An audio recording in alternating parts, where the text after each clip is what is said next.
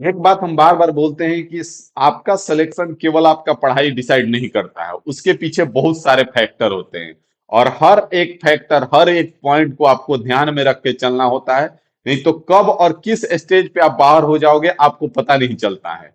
आप बहुत पढ़ रहे हो लेकिन बाहर हो जाओगे। तो नमस्कार, मैं राहुल राज आप सभी का स्वागत करता हूं इस चैनल पे।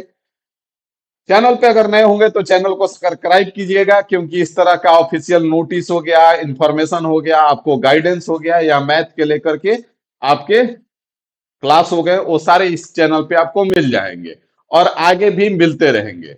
तो रेलवे को एक ऑफिशियली नोटिस जारी करके बच्चों को इन्फॉर्म करना पड़ गया। इसका मतलब साफ साफ पता चल रहा है कि इसमें लाखों विद्यार्थी इन्वॉल्व हैं। अब आप कहोगे कि अभी क्यों रेलवे नोटिस जारी कर रहा है, पहले से क्यों नहीं जारी किया था। भाई, पहले से जब उसका ऑफिशियली नोटिफिकेशन आता है ना, तो उसमें ये चीज मेंशन होता है। लेकिन फिर भी बहुत सारे लोग इस तरह की गलती कर बैठते हैं। और उसी तरह से एक गलती आप लोग ने भी किया है, जिसके कारण रेलवे एक नोटिस जारी करके बताया है कि अगर आप एक गलती किए हैं तो आपका फॉर्म होगा रिजेक्ट। अब बताइए कि मान ले रहे हैं कि आपने फॉर्म डाल दिया ग्रुप डी का और आप तैयारी में लग गए। भाई, कोर्स खरीद लिए, जम के तैयारी कर रहे हैं, और एग्जाम से एक महीना डेढ़ महीना पहले आपको पता चला कि भाई मेरा तो फॉर्म रिजेक्ट हो गया। तो आपका तैयारी किसी काम का रह जाएगा? नहीं, आप बताइए कि आपका तैयारी किसी काम का रह जाएगा? तो अभी समय है। तो आप सोचेंगे कि अब क्या करें, क्योंकि अब तो फॉर्म आप डाल दिए हैं। अब क्या करें? तो अभी भी समय है। आप जब आपका 2 तारीख को शायद लास्ट डेट है, उस दिन के बाद आपका करेक्शन विंडो जब ओपन होगा तो उसमें आप सुधार सकते हो।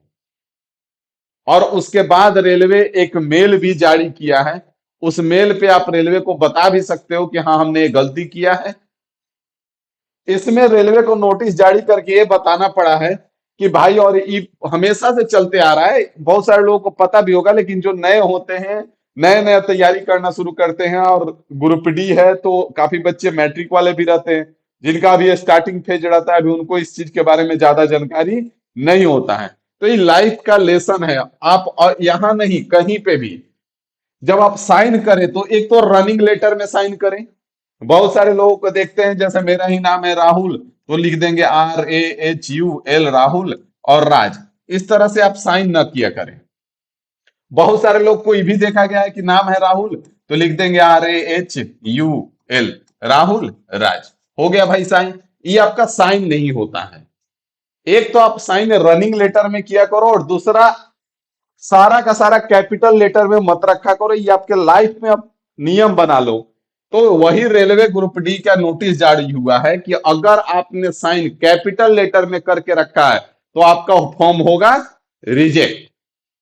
तो इसलिए आप चेक कर लेना कि आपका कौन सा साइन आपने अपलोड किया है, रनिंग लेटर कैपिटल लेटर में है या नहीं है। अगर नहीं है तो फिर आप करेक्शन विंडो में जाकर के संभाल लेना, सही कर लेना। जैसे मेरा ही साइन है तो सिंपल सा है, इस तरह से हम करते हैं।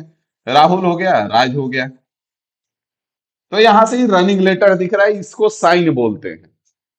तो आप भी एक अपना साइन डिसाइड कर लो। अब मान लेना है कि अभी आप मैट्रिक की और स्टार्टिंग पेज है, आपको जानकारी नहीं है, तो एक साइन आप डिसाइड कर लो कि आप कौन सा साइन करोगे। बहुत सारे लोगों का देखते हैं साइने मैच नहीं कर रहा है। काहे नहीं मैच कर रहा है? भाई, तुम ही साइन किए हो, तुम्हारा ही मैच नहीं कर रहा है। तो ये होता क्या है ना, कि हर जगह पे अलग अलग साइन मारते चलते हैं। अभी ये वाला साइन डिसाइड किया, फिर कल होकर के मूड बदल जाएगा तो फिर कल कोई और साइन मारने लगेंगे। तो ऐसा मत कीजिए। आपका साइन जो होना चाहिए, एक तो रनिंग लेटर में होना चाहिए, और दूसरा फर्स्ट लेटर कैपिटल रखिए, बाकी का स्मॉल रखिए। तो अगर आपका कैपिटल लेटर में साइन है तो जाकर के सुधार लीजिएगा। बाकी अगर कोई डाउट होगा तो रेलवे को मेल कर दीजिएगा, रेलवे ने मेल भी जारी किया है। और उसके बाद तैयारी में लग जाइएगा। बात समझ में आ गया? तो उम्मीद है आपको बात क्लियर हो गया होगा और इस चीज पे ध्यान देंगे। बाकी मिलते हैं अगले वीडियो में अगली जानकारी के साथ। अभी के लिए फिलहाल इतना ही रखेंगे। Thank you.